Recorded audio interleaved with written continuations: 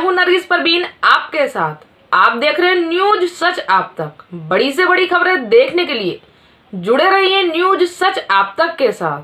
जनपद बिजनौर के नहटौर कस्बे में दुर्गा विहार कॉलोनी में भारतीय दलित जन पार्टी के कैंप कार्यालय का उद्घाटन संपन्न हुआ।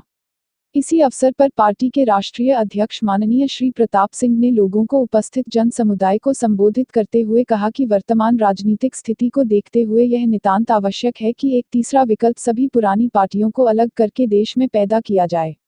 इस विकल्प को ही खड़ा करने का प्रयास ही भारतीय दलित जन पार्टी कर रही है। उन्होंने कहा कि भारतीय दलित जन पार्टी उन सभी लक्ष्यों की पूर्ति के लिए कार्य करेगी जिसको संविधान में वर्णित किया गया है। भारतीय दलित जन पार्टी का मुख्य लक्ष्य ही बहुजन महापुरुषों द्वारा तैयार किए गए सामाजिक राजनीति धरातल पर आधारित है। श्री प्रताप सिंह ने आगे कहा कि यदि बहुजनों का दलितों पिछड़ों आदिवासियों के हितों के प्रतिनिधि होने की दावा करने वाली पार्टियों ने ईमानदारी से इन वर्गों के हितों के लिए कार्य किया होता तो एक और पार्टी के गठन की कोई आवश्यकता ही नहीं थी।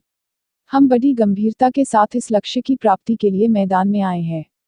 बहुजन आंदोलन का भवन जर्जर होकर गिर चुका है या गिरने वाला है। भारत का दलित बहुजन राजनीतिक रूप से बेघर न हो जाए, इसलिए उनको राजनीतिक भवन तैयार करके दे रहा हूं।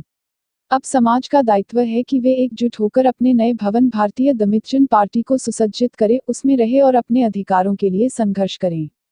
पुनः उस लक्ष्य की ओर बढ़े जिसकी संकल्पना बाबा साहेब अम्बेडकर और माननीय कांशीराम ने की थी। श्री प्रताप सिंह ने कहा कि आज राष्ट्रवाद को बड़े जोर शोर से उठाया जा रहा है। यदि भारत में रहने वाले सभी वर्गों के लोगों को ऐसा महसूस हो जाए कि उसकी मूलभूत आवश्यकताओं की पूर्ति सरकारें कर रही है, उसके अधिकारों की सुरक्षा प्रदान की जा रही है और उनके रहन सहन को उठाने के प्रयत्न सरकार और राज्य बिना किसी भेदभाव के कर रहे हैं, तब राष्ट्रवाद की प्रबल भावना उनके भीतर स्वतः ही प्रज्वलित हो जाएगी। उन्होंने हर हाल में संविधान की रक्षा पर बल दिया।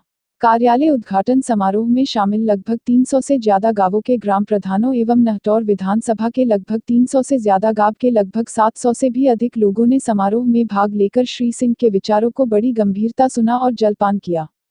रिपोर्ट पुष्पेंद्र कुमार, न्यूज सच आज तक के साथ।